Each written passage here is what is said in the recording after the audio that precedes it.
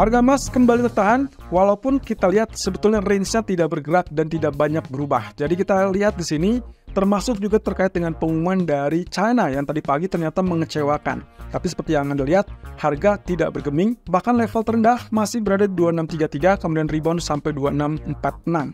Nah, masalahnya adalah apakah kita akan dapatkan kenaikan seperti yang kita harapkan, atau ini adalah peng-cancel ataupun penggagal dari elite wave yang sebelumnya kita nantikan.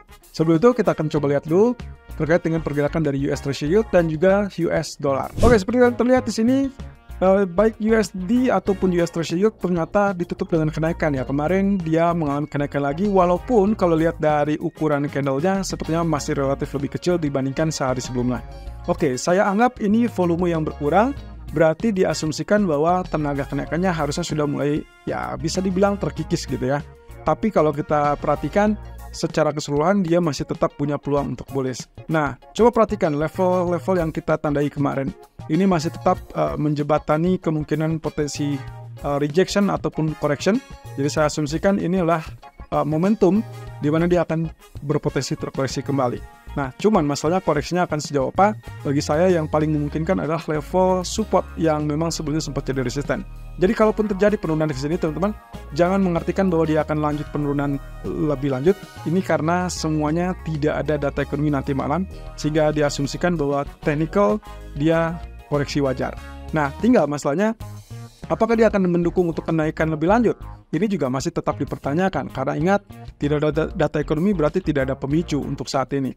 Oke, kalau misalkan kita asumsikan penurunan, berarti ya otomatis dari US dollarnya pun kelihatannya ada momentum untuk terkoreksi. Seperti yang terlihat di sini, dia bergerak naik setelah tembus dari trend line.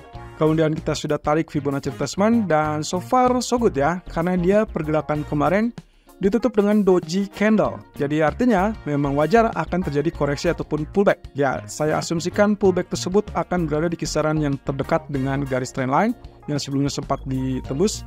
Kemudian juga berada di kisaran 38,2% ataupun 50% dari pola pergerakan ini. Nah, sebelumnya kalau misalkan kita lihat dari penurunan ini, berarti nantinya mungkin saja ada alasan kembali untuk rebound sampai menguji level tertinggi. Dan nantinya apakah triggernya pas, CPI misalkan terlalu kuat berarti dia akan naik lebih lanjut, atau misalkan CPI-nya ternyata mengecewakan kembali, ya mungkin dia akan turun kembali. Jadi ini secara progres kita harus lihat dalam 1 atau 2 hari ke depan. Mengingat dengan minimnya data, saya tidak melihat ada alasan untuk pergerakan lebih lanjut, sehingga saya asumsikan 1, 2, 3, 4, 5, 6 hari berturut-turut dia sudah mulai kenaikan. Ada reason untuk terjadinya koreksi karena ditunjukkan dengan candle doji. Kemudian geopolitik kelihatannya tidak akan memanas dalam waktu dekat. Kemudian data ekonomi juga relatif sepi, otomatis secara teknikal semua akan bergerak secara normal. Nah, pergerakan di grafik K4 pun, kalau lihat dari polanya, kelihatannya ini pun memberikan syarat untuk terjadinya koreksi. Jadi saya berharap nantinya koreksi itu akan mencapai atau menjangkau kurang lebih sampai teritori ini, teman-teman.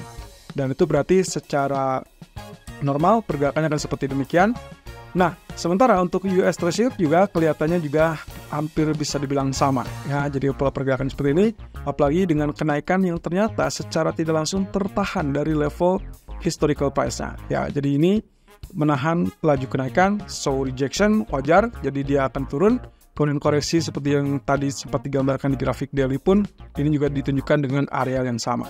Jadi kita asumsikan bahwa saat ini harusnya kita punya alasan untuk melihat emas setidaknya mengalami kenaikan kembali, ataupun bahkan US crude oil seperti misalkan juga pound sterling juga masih bisa mengalami kenaikan. Tapi kita lihat lebih dulu. Posisinya adalah emas untuk saat ini masih tetap sideways. Jadi kalau yang Anda lihat di sini, zona yang saya tandai di zona orange, itu adalah zona yang kita sebut dengan zona sideways-nya. Walaupun range-nya cukup lumayan ya, cukup besar di sini kita untuk simpulkan sebagai sideways. Tapi istilahnya adalah bertahap. Dia belum terlihat untuk terjadinya kenaikan lebih tinggi atau bahkan penurunan lebih rendah. Bahkan kalau Anda lihat, bagian bawah pun atau low-nya juga kecenderungannya lebih tinggi. Jadi disinilah kalau misalkan saya tarik garis trendline, saya tarik garis trendline yang simple saja dari target ataupun area yang terdekat, teman-teman. Jadi saya asumsikan, saya anggap ini adalah false breakout, jadi saya tidak ambil dari sini, saya ambilnya dari sini, teman-teman. Dan juga area tertinggi di situ, sementara bottomnya saya ambil yang terdekat di sini. Oke?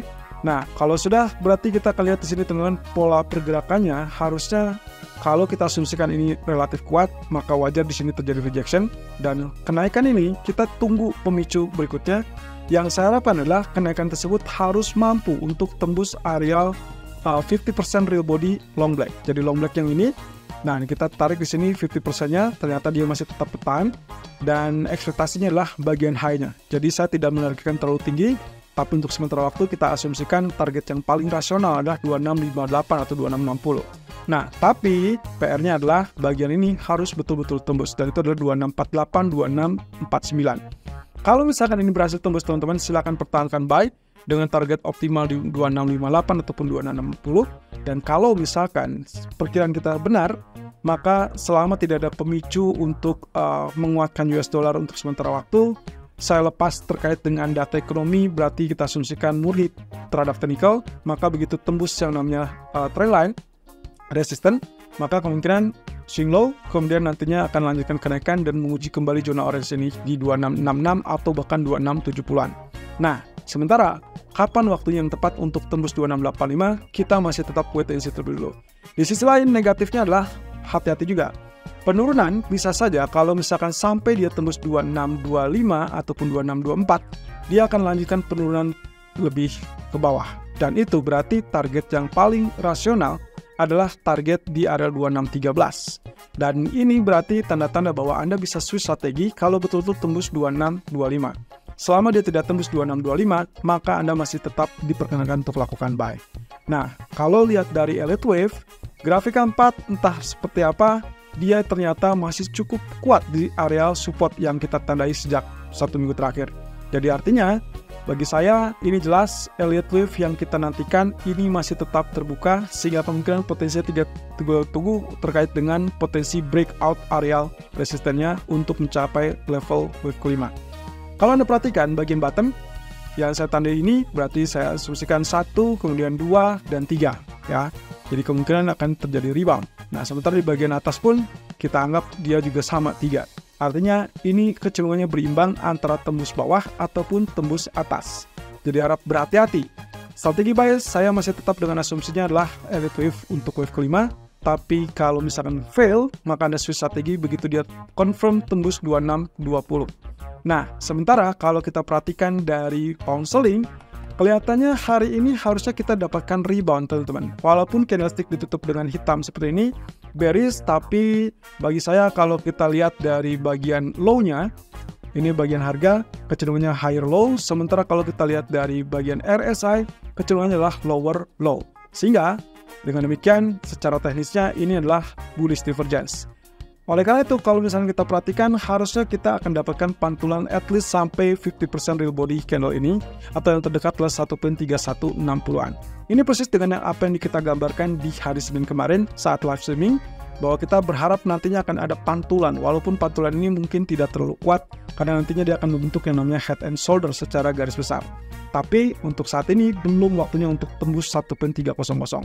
Nah, di sisi lain, kalau kita lihat di grafik 4, kita juga punya pola yang cenderung mirip ya. Dari kemarin 1, 2, 3, 4, dan 5. Jadi saya asumsikan 5 atau wave 5 sudah selesai. Nah, otomatis areal pola yang saya gambarkan di sini adalah pola kecil dan kelihatannya sudah tembus. Jadi saat ini saya masih hold buy untuk pound sterling dengan target optimalnya adalah di areal wave keempat ini, yang kemungkinan itu adalah di 1.3160, match dengan apa yang kita gambarkan di grafik daily tadi. Dan untuk crude oil, kelihatannya ini adalah koreksi yang cukup normal, mengingat kenaikan ataupun spike yang sudah cukup tinggi. Kemarin saya sudah sebutkan bahwa minggu ini kemungkinan kita akan sangat berpeluang untuk melihat area 80 atau minimal 78. Ternyata tidak disangka, pagi ini sudah mencapai level 78 dan terkoreksi ke level 75. Normalnya teman-teman, kalau dia sudah mulai kenaikan seperti ini, maka ini adalah level support yang bisa diperhitungkan.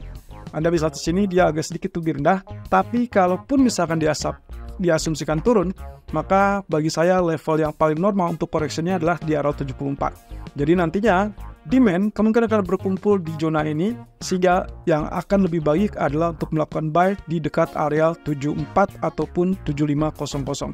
Untuk saat ini, bagi saya geopolitik masih tetap membayangi, jadi kemungkinan untuk dorongan kenaikan pun masih ada, dan inilah yang terjadi teman-teman. Untuk saat ini dia tertahan di zona-zona yang memang sudah kita gariskan, dan itu cenderung mirip dengan historical sebelumnya.